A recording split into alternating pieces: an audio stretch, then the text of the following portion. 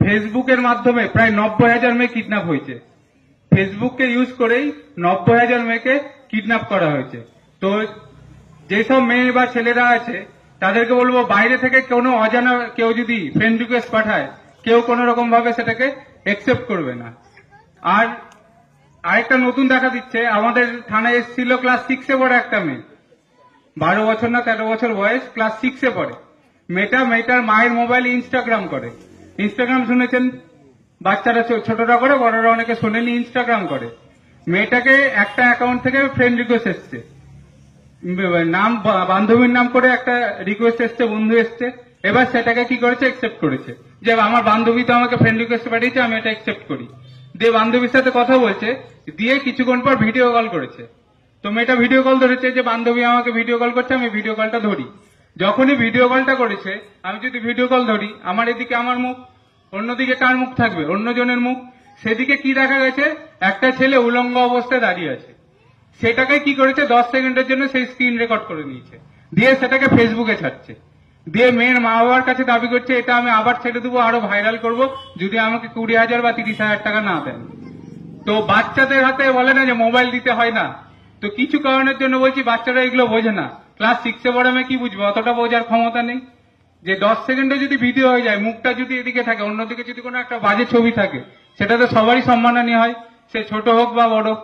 তো মোবাইলে যদি কোনো আননোন জায়গা থেকে রিকোয়েস্ট আসে, যাকে চিনেনি না, তাদেরকে কাউকে একসেপ্ট করবেন না কোনো সময়। আপনাকে ফোন করলো, ফোন করে বলছেন আপনার নামেই, আধার কার্ড নাম্বার এটা, স্বামীর নাম এটা, বাড়ি এখানে, অ্যাড্রেস থানা এখানে, সব বললো, সব মিলে গেল। আপনি বললেন হ্যাঁ। তখন বলবে আপনার 1 লাখ টাকার একটা সোনার গয়না বিদেশ থেকে আসছিল আপনার নামে, সেটা কাস্টমে বা দিল্লি এয়ারপোর্টে বা কলকাতা এয়ারপোর্টে আটকে গেছে। তখন আপনি ভাববেন বা একটা সোনার গয়না পাওয়া যাবে, বা একটা 5 লাখ টাকার কোনো গিফট পাওয়া যাবে, খুশি হয়ে গেলেন। দিয়ে বললেন ঠিক আছে নিবো, আমি কি করব? বলবে যে কাস্টমে আটকে গেছে, কাস্টমের টাকা চাইছে, 10,000 টাকা বা 15,000 বা 20,000 টাকা চাইছে। তো সেই টাকাটা আপনি আমাকে পাঠিয়ে দেন, ব্যাংক অ্যাকাউন্ট ডিটেলস দিল, পাঠিয়ে দিল। আপনি কি করলেন, একটা সোনার হার বা 2 লাখ টাকা বা 5 লাখ টাকার জন্য কি করলেন, 10,000 টাকা পাঠিয়ে দিলেন। আবার কিছুক্ষণ পরে ফোন করে বলবে রাস্তায় আসছিল, ট্রাফিকে আটকেছে, রাস্তায় আসছিল, সিআইডি আটকেছে, এরকম চলতেই থাকবে। এরকম করে করে রানীনগরের একজন মহিলা টোটাল লোন করে, বন্ধন থেকে লোন করে, বিভিন্ন জায়গা থেকে লোন করে টোটাল 7 লাখ টাকা দিয়েছেন। ঠিক আছে, 7 লাখ, 7 লাখ, 7 লাখ টাকা দেওয়ার পরে আবার চাইছে 1 লাখ টাকা, যে আপনার বাড়ির কাছে আছে, রাস্তায় আটকে গেছে, এবার আপনি এই টাকাটা দিন, আপনার বাড়িতে পৌঁছে যাবে। তারপরে মহিলা আর বাড়িতে গয়না পৌঁছানি, মহিলা কোথায় গেছে, আমাদের বহরমপুর সাইবার থানায় গেছে। তো যখনই কোনো সাইবার প্রতারণা হবে, একটা নাম্বার অবশ্যই মনে রাখবেন, যেটা এখানে লেখা আছে দেখুন, 1930, 1930। কি নাম্বারটা বললাম, 1930। এই নাম্বারটা সকলে মনে রাখবেন, 1930।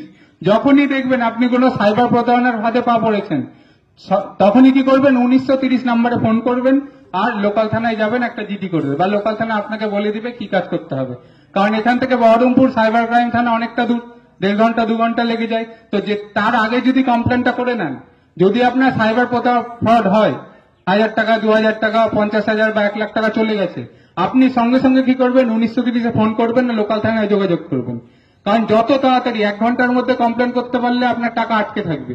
যদি 2 ঘন্টা, 3 ঘন্টা, 4 ঘন্টা হয়, টাকা কিন্তু বেরিয়ে যাবে।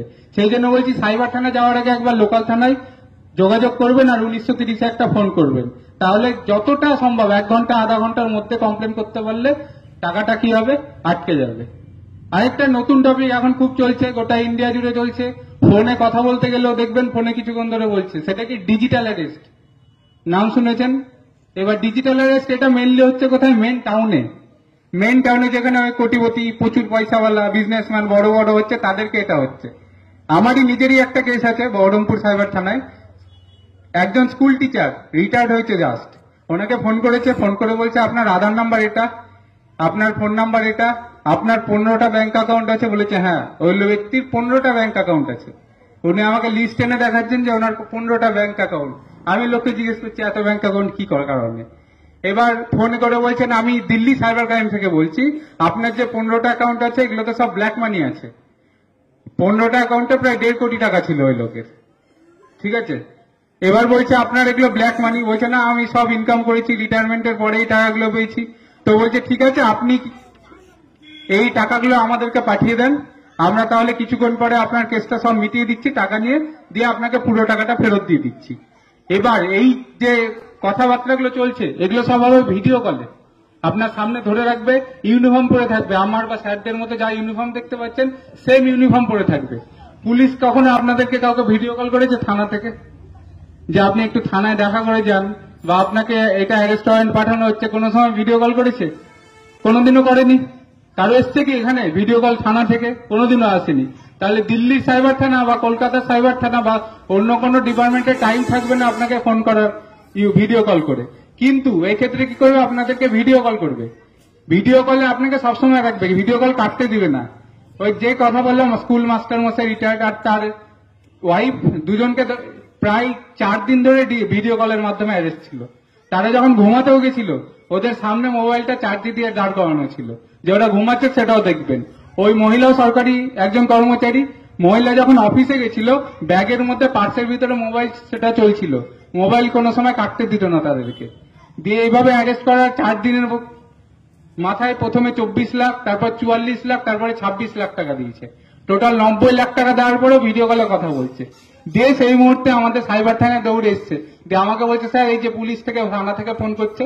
আমি দেখছি হ্যাঁ ইউনিফর্ম পরে একজন আছে, সঙ্গে সঙ্গে সেটা কেটে দিয়েছি, তারপরে সেটা কেস হয়েছে। এবার যে আমরা যে 1930 ফোন করেছি, কিন্তু তিনি 2 দিন পরে এসছে, টোটাল 90 লাখ টাকা দেওয়া কমপ্লিট, তার 2 দিন পরে আমাদের কাছে এসছে, আমাদের কাছে আর কিছু করার নেই।